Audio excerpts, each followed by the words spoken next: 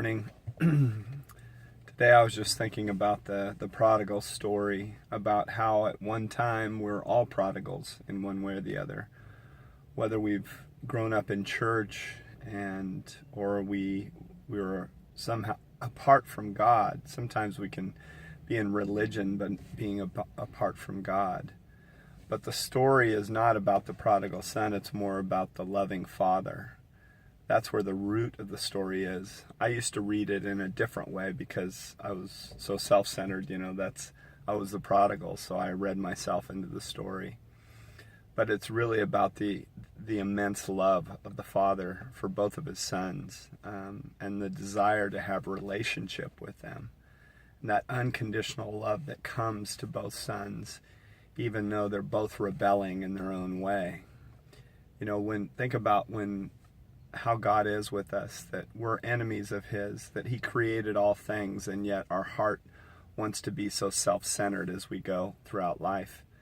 And in my own life, just going down all those different paths, apart from God and just seeking pleasure and seeking to get my identity and everything apart from Him, and yet all along He continued to love me.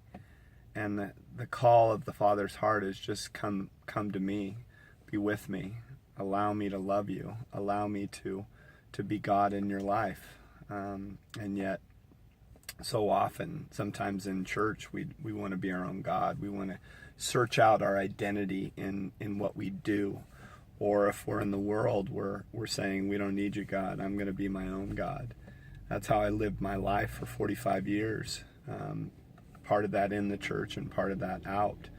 But man, there's no better place than coming back to that place of saying, God, help me, and then submitting your life to God and experiencing the peace of God in your life for the first time.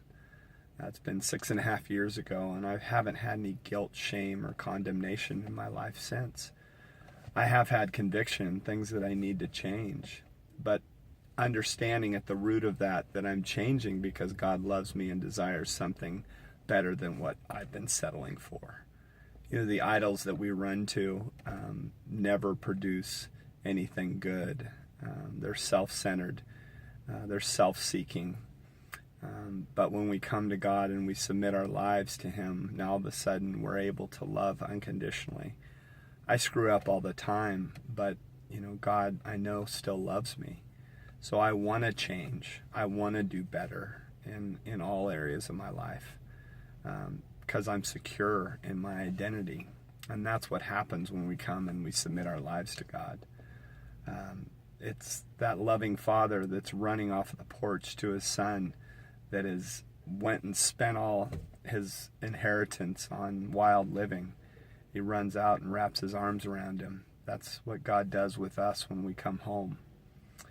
Our souls are like orphans. We're apart from where we belong, but at any time we can turn and come back home.